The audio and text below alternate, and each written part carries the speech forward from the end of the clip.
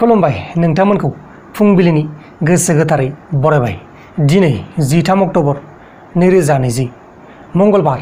फैदो दिनैनि फुंबिलिनि माखासे मोजां गाज्रि आरो फिसा गेदेर खौरांफोरखौ फारि फारि मिथिनानै लानि।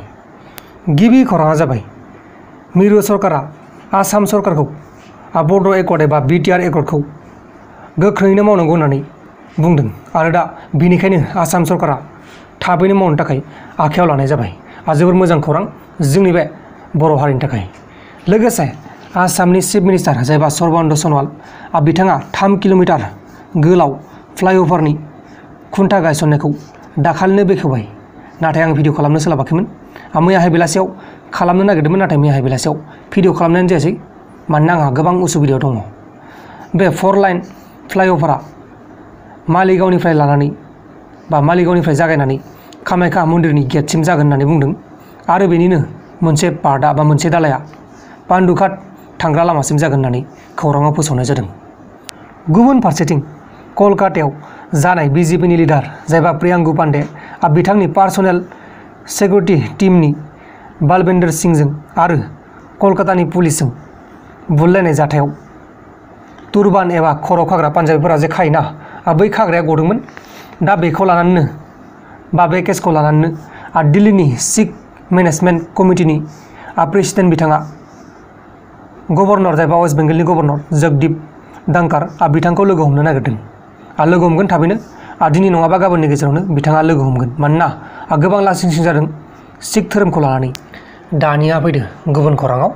गुबुन खौराङा जाबाय त्रिपुरानि चिफ मिनिस्टार बिप्लब कुमार देबनि हिन्जाव जायबा नीति देब बिथाङा गभर्नमेन्टनिफ्राय होनाय 2 पार्सनेल सिकिउरिटि गार्डखौ नांला होननानै थि खालामनाय जाबाय।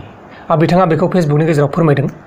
नीति देबआ बुंनाय बायदिब्ला त्रिपुरानि बारग' चिफ मिनिस्टार जायबा मानिक सरकार बिथांनि हिन्जावाबो सासेबो सिकिउरिटि गार्ड लायामोन। दा बेनिखायनो बिथां जायबा नीति देब बिथाङाबो गावनि थाखाय सिकिउरिटि गार्ड नाङा होननानै बुंदों। बिथाङा सिम्पलि थानो लुगैयो, दा बेनिखायनो बेबायदि पस्ट खालामदों जायबा चिफ मिनिस्टार बेनि बिसिया। लोगोसे महाराष्ट्रनि तानि जिल्लानि दिबायाव सासे 33 बोसोरनि अट' रिक्सा सालायग्रा आइजोखौ बुनाय दायाव 2 सुबुंखौ पुलिसा केस होदोंमोन। नाथाय केस होनाय 2 सुबुंखौ पुलिसा दासिमबो नागिरना मोननाय जायाखै। नागिरनाया सोलिगासिनो दङ, नाथाय नागिरनानै मोननाय जायाखै। महाराष्ट्रआव बेबायदिनो हिन्जाव मानसिफोरा रिक्सा सालायो आरो बै हिन्जाव मानसिफोरखौ गोबां हौवा मानसिफोरानो बुलाबायो। दा बेनिखायनो बेबायदि केसा बारा जानायलाय पुलिसफोरा केस लिरनांगौ जादों। गुबुन खौराङा जाबाय जम्मु एन्ड काश्मीरनि बारग' चिफ मिनिस्टार जायबा फारुक आब्दुल्ला बिथाङा खौरांगिरिनि मेलाव बुंदों आर्टिकल 370खौ बोखारनायनि जाहोनावनो चाइना हादोरा रागा जोंनानै लादाखआव LACआव नारगासिनो दं होननानै बिथाङा बुंदों। माने बिथांनि बायदिब्ला आर्टिकल 370खौ बोखारनांगौ। बिथाङा चाइना हादोरनि सापर्ट जानानै खोथा बुंदों। अब्ला दानिया फैलायदो गुबुन खौराङाव।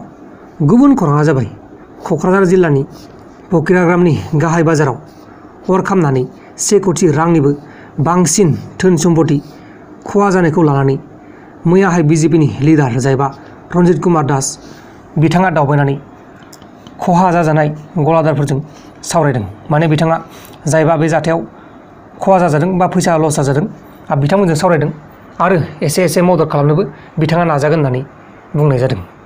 लोगोसे राजखान्थि फाखनाव कच राजबंसिफोरखौ ट्राइबेल खालामनायनि मुङाव बाहागो खालामनानै ट्राइबेल महर होनो नागिरनायखौ आक्रासुआ मोजां मोनाखै। बिथांमोना बे खौरांखौ खौरांगिरिनि मेलाव बुंदों।